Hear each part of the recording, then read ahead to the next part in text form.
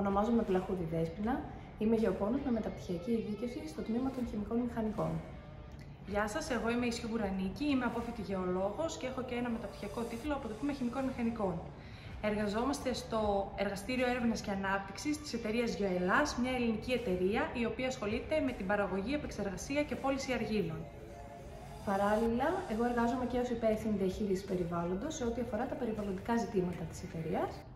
Εκτός από το κομμάτι της έρευνας και της ανάπτυξης νέων προϊόντων, το οποίο απαιτεί μια συνεχή ενημέρωση και έρευνα σε παγκόσμιο επίπεδο, ο ρόλος μου ως υπεύθυνη διαχείρισης περιβάλλοντος στοχεύει στην επιτήρηση και τον έλεγχο όλων των διαδικασιών της εταιρείας, έτσι ώστε αφενός να τηρείται η περιβαλλοντική νομοθεσία και αφετέρου να επιτυγχάνεται και να εξασφαλίζεται η περιβαλλοντική προστασία. Το περιβαλλοντικό κομμάτι αποτελεί άλλωστε ένα βασικό κρίκο σε αυτό που ονομάζουμε sustainability, δηλαδή βιωσιμότητα. Οι εργασίες που γίνονται σε μία ημέρα δεν είναι πάντα οι ίδιες. Άλλοτε είναι δουλειά γραφείου, όπου απαιτεί έρευνα, καταγραφή δεδομένων και σύγκριση αυτών για τον καθορισμό ενός αποτελέσματος, και άλλοτε είναι δουλειά εντός του εργαστηρίου, κάνοντας χρήση των επιμέρους εργαστηριακού εξοπλισμού που απαιτείται για το εκάστοτε πείραμα. Ο χώρος εργασίας μου κινείται κυρίως ανάμεσα σε δύο εργαστήρια, το εργαστήριο του R&D, της έρευνας, και το εργαστήριο του Quality Control, της ποιότητας δηλαδή, καθώς είναι απαραίτητη η αλληλεπίδραση των δύο τμήματων και για τα ερευνητικά αλλά και για τα καθημερινά ποιοτικά ζητήματα των προϊόντων, τα οποία είτε αφορούν την παραγωγή είτε αφορούν διάφορα project που έχουμε στην εταιρεία. Αν υπάρξει κάποια ανάγκη για εκπαίδευση, για κάποια έκθεση, κάποιο σεμινάριο εκτός, αν χρειαστεί, μπορεί και να γίνει κάποιο ταξίδι. Σε καθημερινή άμεση επαφή και επικοινωνία έρχομαι με τη Διευθύντρια των Εργαστηρίων, κυρία Τύπα Ελευθερία, και με τη συνάδελφο του Τμήματος Έρευνας και Ανάπτυξης, κυρία Βλαχούδη Δέσποινα.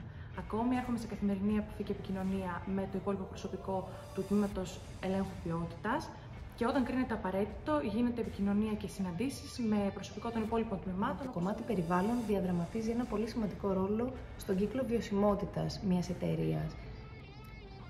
Σίγουρα δεν θα μπορούσα να παραλείψω τη σημαντικότητα της έρευνας και της ανάπτυξης νέων προϊόντων, αλλά και τη διαρκής βελτίωση των υπαρχόντων. Για να εργαστεί κανείς στο τμήμα έρευνας και ανάπτυξης μιας εταιρείας, αρχικά χρειάζεται να έχει βασικές ακαδημαϊκές γνώσεις σχετικά με το αντικείμενο της εκάστοτε εταιρείας. Ακόμη είναι σημαντική η κριτική ικανότητα, καθώς όπως καταλαβαίνετε στο αντικείμενό μας δεν είναι πάντα όλα άσπρο ή μαύρο. Τέλος, σημαντικό είναι κανείς να έχει εξωστρέφεια και να του αρέσει να συναναστρέφεται με άλλα άτομα για να υπάρχει ένα ευχάριστο κλίμα καθημερινά στο χώρο εργασίας.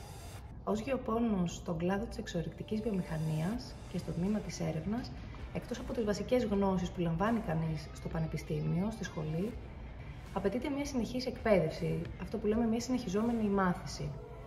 Είναι σημαντικό ένας γεωπόνος να έχει εικόνα αυτό που ονομάζουμε κύκλο ζωής.